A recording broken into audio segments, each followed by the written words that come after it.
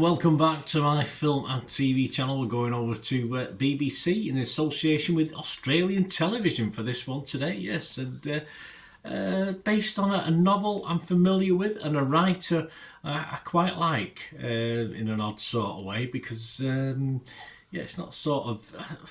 Can you have a man's sort of thing and a lady's sort of book? I mean, I think these have more a woman's vibe to the books, but I do like the family dramas.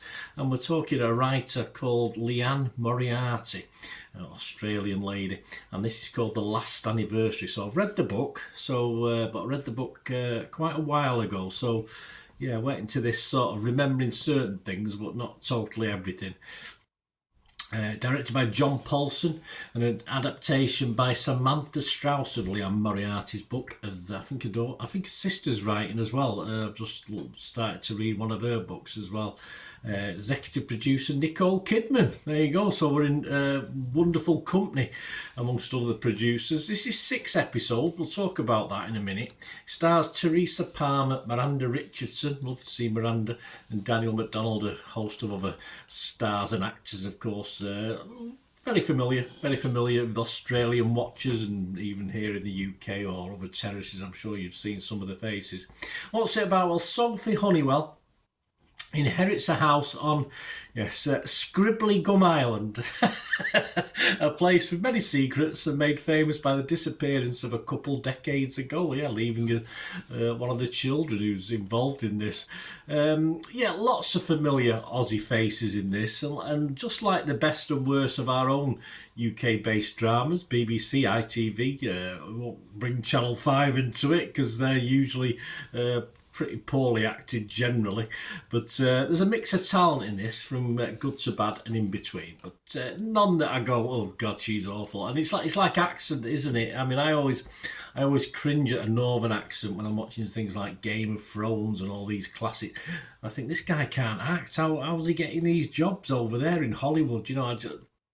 And the same with these. The accents, they might be quite wooden, but to me, because the accents are unusual, Australian. I mean, obviously, I've listened to a couple of audio books of Liane Moriarty's books as well, and of course, some of the accents are interesting, but I wouldn't know if they're true or not to where they're supposed to be from. Of course, Australians probably would, in the same way us English know a good Scouse accent, Manchester accent, Geordie accent, you name it. As I said, I'm a fan of Liane Moriarty. I like her style. She can over-egg certain things at times. I feel like saying, just, all right, we get it, Liane, carry on. Well, that's while I'm reading or listening. You don't have to keep banging on about it, I think. And this is my thoughts, and this is what I like about the books, is you get a lot of the thoughts as well.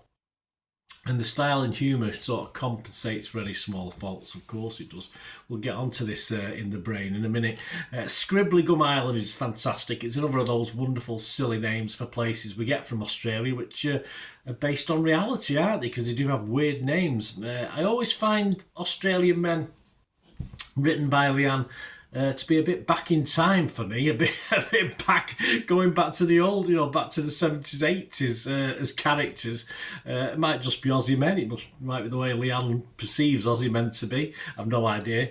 But as ever, the women are the stronger characters. Liane writes the women very, very well. All the usual women problems and emotions that you would expect, and I certainly don't mind that. And there's a lot of naivety and innocence in a lot of Liane's women as well as strong characters. And I think that obviously helps the plots along with the story she comes up with, which, I wouldn't say the samey, but the samey in a good way, not in a bad way. So the women characters are made so investable, always are in the books and are in this drama. Early into the story, you begin to invest immediately in some key female characters. Not so much the men, who are generally a bit, basically arseholes, really, just useless. So I mean, there's not really there's perhaps one or two guys who are half decent, but a pretty mixed bag of horribleness, in fairness. The story sets up a mystery from the off, of course, and then you just await the twists, which you do in the books. that normally follow with Liane Moriarty's dramas. In the books, this is the difference. I think this is what for me makes this passable as opposed to very good. In the books, you get obviously the thoughts of the characters as well when they make comments, etc. They'll think of what they said, So you get the background to what they're thinking as well, and that adds to the humour. There's a lot of humour in Liane Moriarty's writing. But for this, occasionally, I think it happened a couple of times, and there's obviously a voiceover, but I'm not talking voiceovers. I'm talking where they're thinking one thing and saying another, and it's not really utilised in this. It's very, pretty more straightforward. So I wouldn't have minded a bit more of this in the series, certainly in the lighter parts.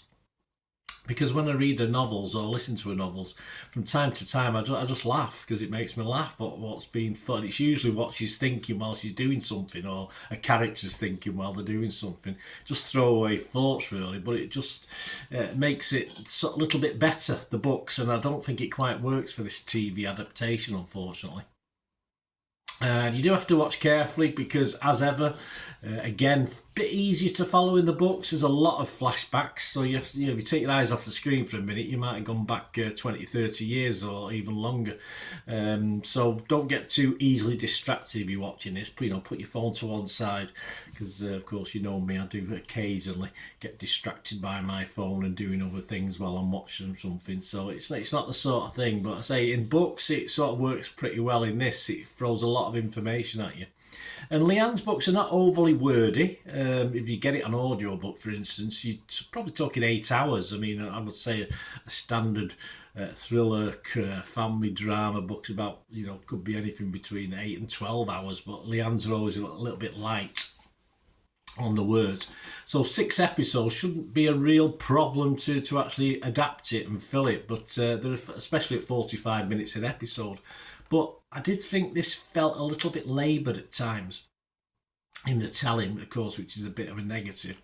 But of course, it all comes together with the climactic final episode, as you'd expect now, where sort of all most I's are dotted and most T's are crossed, and it's pretty good for the last episode. Even though I must admit, the episode before that, it began to wane a little. It began to wear on me a little bit. I wasn't enjoying it as much as the first 2 or 3 episodes. It did feel a little bit more complicated on screen than the books, but probably understandable with Moriarty's writing style, though it's certainly not a bad effort overall. What are other people thinking?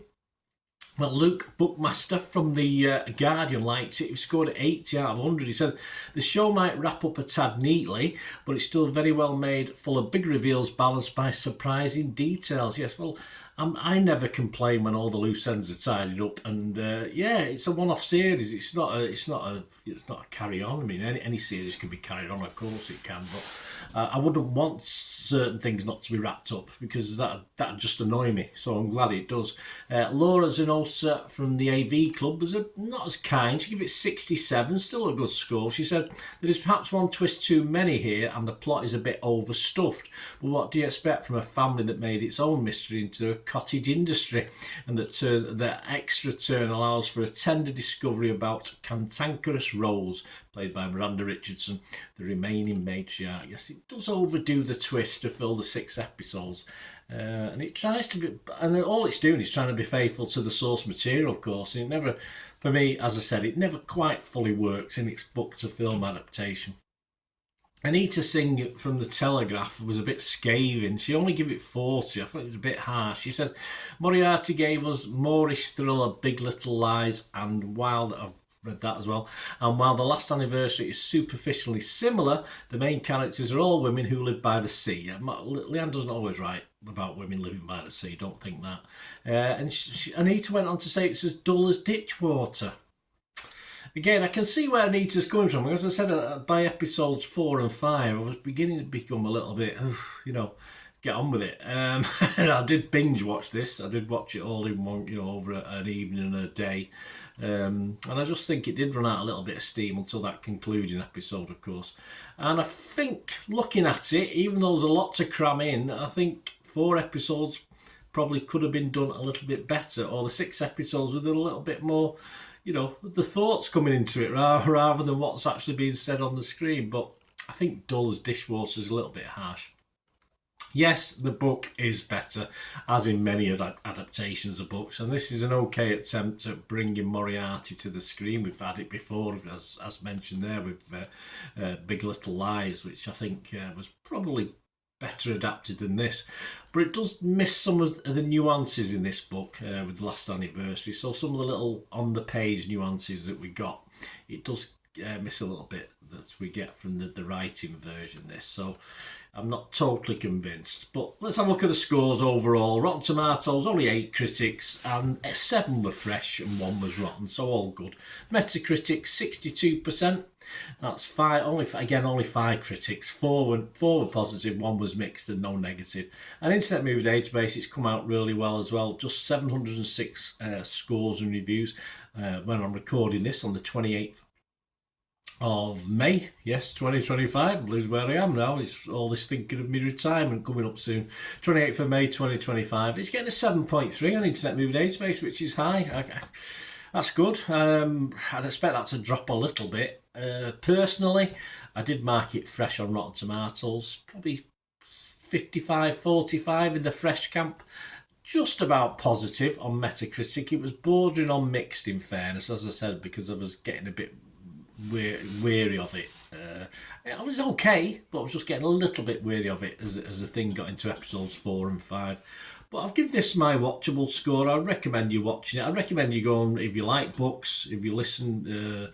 I'm very lucky. I have a sort of local library here in the UK and Trafford Libraries, and you sort of get a pick of some of the books, and there's quite a few Liane Moriartys in that. So you know, you know, if you like audio books, it's fantastic, and of course, if you want to buy the books, it's fantastic. So always better to read Liane Moriarty, perhaps. But as I said, not a bad adaptation. So I'm going to give it a 6 out of 10, which is my okay score, my recommended score. So let me know what you think, guys, if you get to watch this or you've read the book. And I know there's a couple of critiques there from people who've read the book. One said it was a great adaptation. The other one said it wasn't. So it's all opinions, isn't it? I say it's a boring world if we all have thought the same thing. Well, I hope you enjoyed this review, guys. I try and put a little bit of a cross section. I give other people's views as well. That's my style. That's how I do it. Some people don't like how I do it. I just want to hear what you think, Bernard. Well, I think I waffle on enough, don't I? So anyway, if you like the style, you want to help support the channel going forward, guys. Of course, I do football stuff as well for my team. So any interest in that, somebody might be interested in it, give them a push my way. I'm always grateful. Just smash those buttons, that subscribe button, that like button, and of course there are ways of supporting the channel as well. And all I ever ask is just stick with me for another 45 seconds to a minute, and you can find a couple of ways to help support the channel going forward, and that'd be much appreciated. Thanks, guys. To help me out, guys, if you watch the ads, if the ads on this, YouTube ads, that helps in a very little way, but it all helps. It all, watch the pennies and pounds look after themselves, they say, don't they? Or the pennies or the 10p's look after themselves. But if you watch the ads or follow the links on the ads as well, that's always a nice way to support the channel. If you sort of hang on for it. I've done that. I watched other people's and followed the ads, just something I fancied, which does happen from time to time. Of course, you can support me by pushing that subscribe button as mentioned earlier, and that's of course pressing the button so you know when these vlogs are coming out. And of course, I'm always interested in your opinions, and of course, if you can give us a like, that'd be wonderful as well. So thanks for watching, guys. Hopefully I'll join you very, very soon with something else. Until we meet again, I'll never ask one thing, don't I? Please stay safe, everyone. Bye for now.